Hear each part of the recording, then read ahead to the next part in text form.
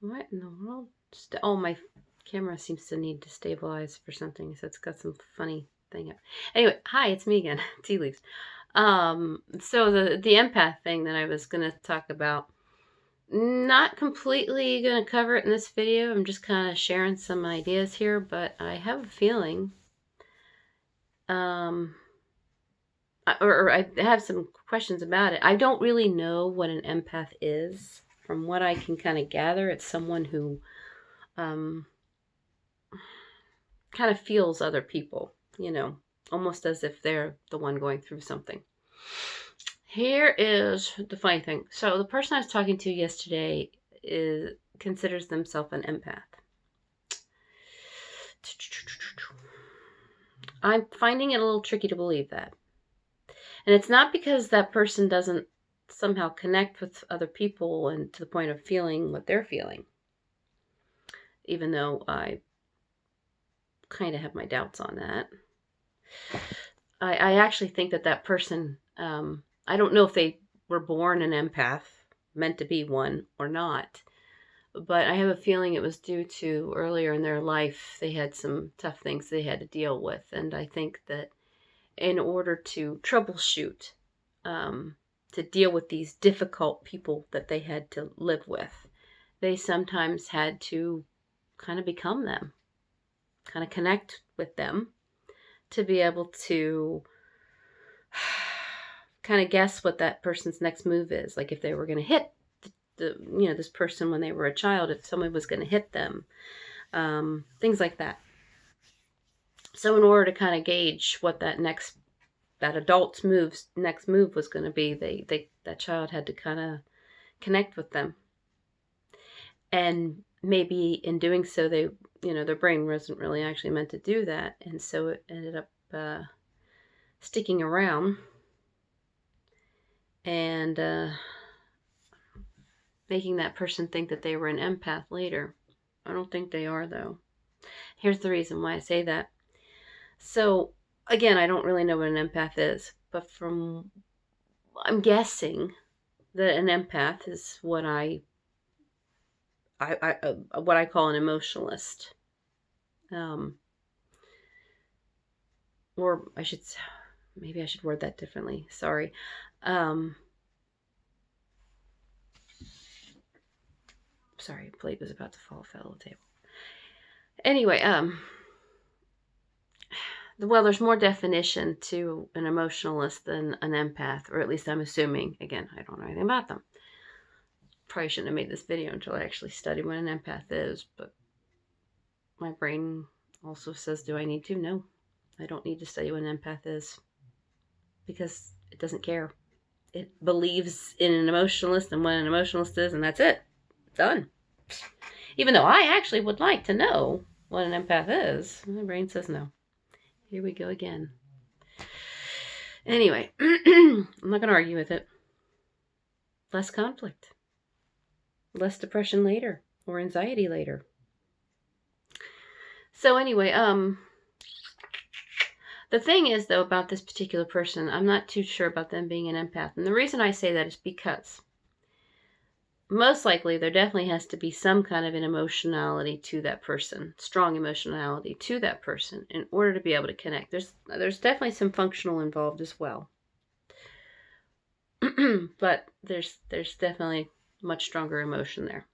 Now, having a stronger emotional side means that you have the ability to roll with it and let things go and change like that. No work at it. You don't have to detach, because remember in an earlier video I talked about how detaching is natural, just like the roll with it is natural. The difference is detaching is more on the functional side because there is more, there's like almost like a teeny little extra step to it. You actually have to make the effort to detach as opposed to just letting something go, rolling with it. Just la la la. So, pardon me. So somebody who's an empath, I would assume that for as easy as the emotions are to come in, they're just as easy to be able to leave. And that's probably how a proper empath operates. But somebody who holds on to those emotions and or makes them their own, I don't think that's a proper connection. I think there's an imbalance happening there where the person was kind of forced into being maybe an empath. You know, I talk about being over-functionalized. Well, maybe that's a form of being over-emotionalized. And if you're actually not supposed to normally be that high on the scale, then that's an actual imbalance for a person. Because I'm assuming an empath is somebody who can pick up on energies as they come to them and they leave just as easily. Because they don't actually belong to that person. It's like borrowing something but giving it back. Because why? They don't need to keep them. It doesn't belong to them. It's not a part of their chemical makeup. It's not a part of their world. There's no need for it. For whatever reason, their brain just borrows something for a moment and gives it back. No bigs. And just as quickly as they're affected by that emotion, they're forgetting it as well. I had a friend who used to say, it's a feeling, it'll go away. And actually he was right.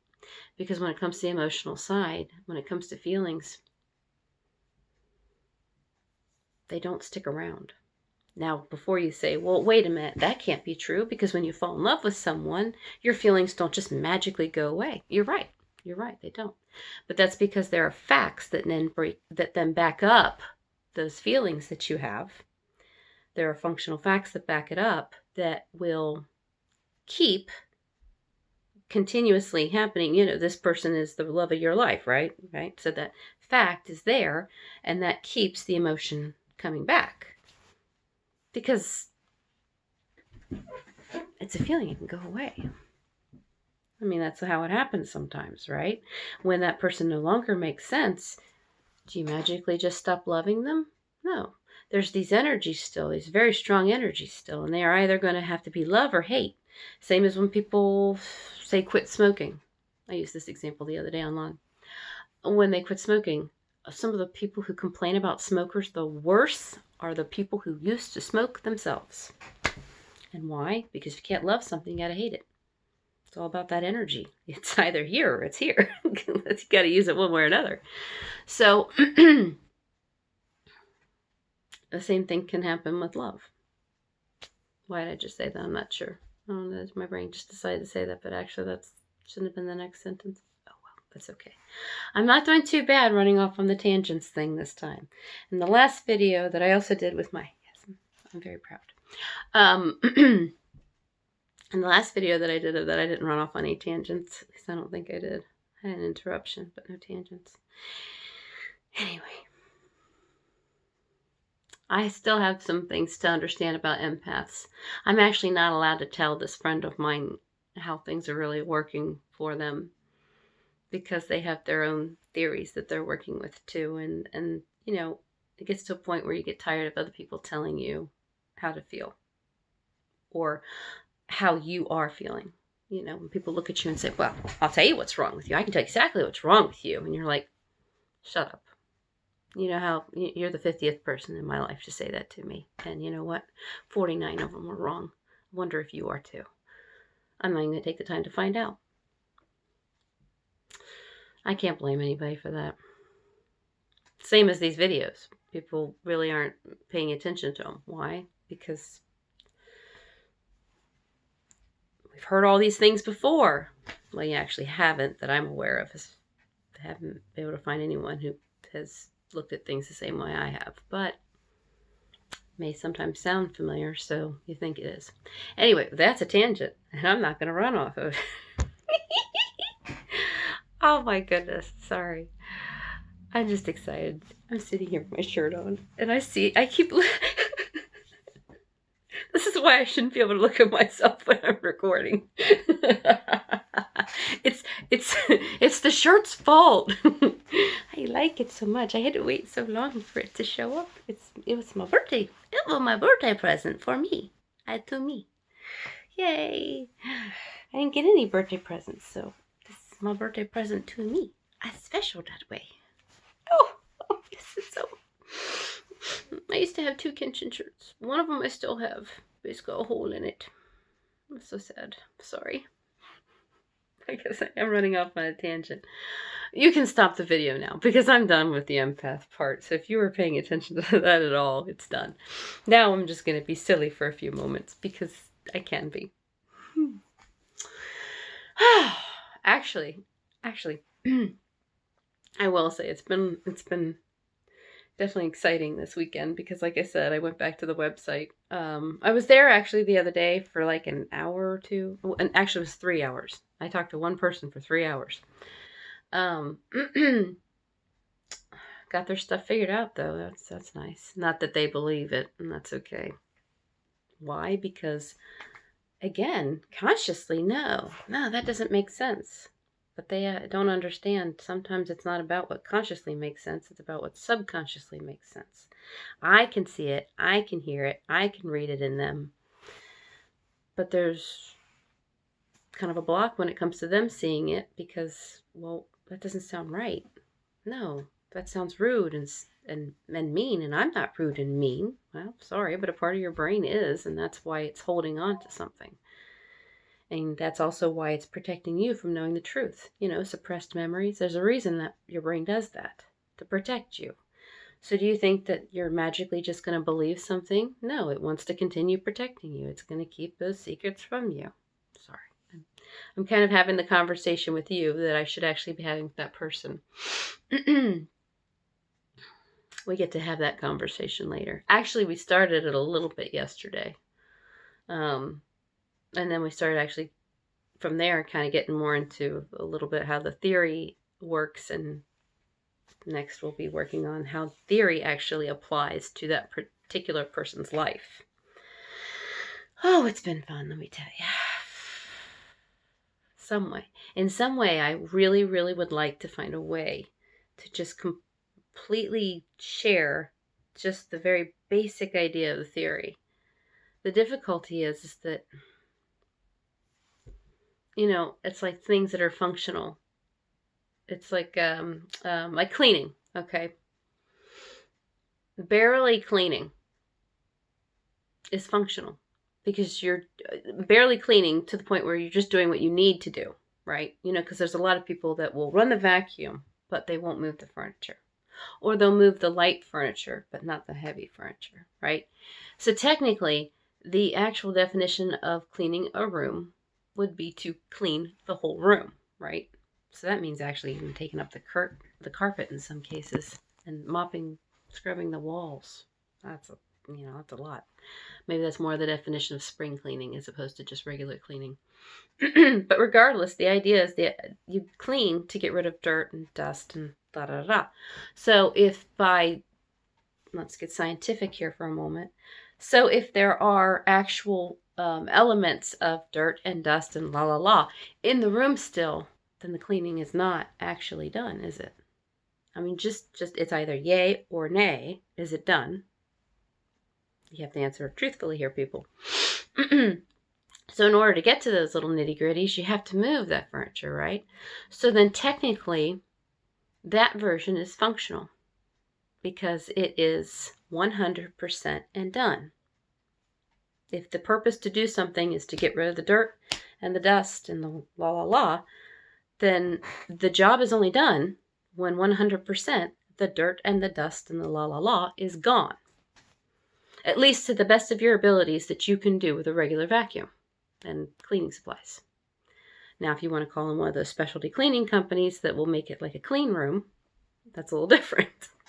But anyway, the whole point is that's one functional version.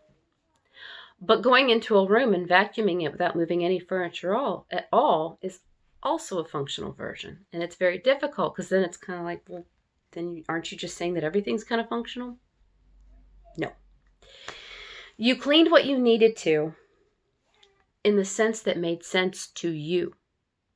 Some people, it makes sense to clean. Just run the vacuum where you can see it and go. Some people, it only makes sense to clean, that things are clean once you've moved the lighter furniture. The heavier furniture is spring cleaning. That's what makes sense to them.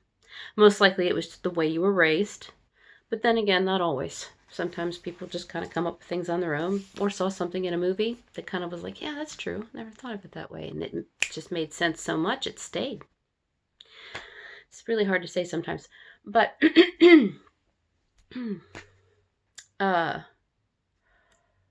was I saying? The movie. Oh, my brain just went off on something else. What was it? The butterfly thing. Oh, I figured out, a friend of mine, he had a problem with butterflies, and I figured out the reason why was because, as odd as it may sound, it was because he was in an abusive type childhood. And during, I shouldn't say during one of the times, because it happened multiple times most likely, but there were butterfly magnets on the refrigerator. And when a kid ends up on the fridge curled up in a ball, all they can see in front of them is the refrigerator and the butterfly magnets while they're getting hit. I guess you don't like butterflies anymore, do you? It's a possibility. Anyway, that's a whole other thing.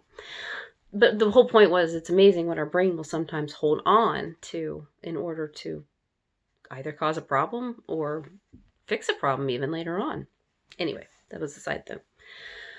But like I said, it's all about what makes sense to you. Me in particular, when I clean, I have to be a very thorough cleaner when it comes to actually cleaning something. In fact, I have to actually make it an effort to not clean as much, to roll with it and let it go a little bit more. Because when it comes to cleaning, especially my grandmother raised me, you clean a certain way, and that's it. That's the only thing that can make sense. I'll be on just a few minutes. I just got called a creeper. I don't know. Anyway, this was a fun video, and I went for a few minutes. I'll talk to you later. Bye.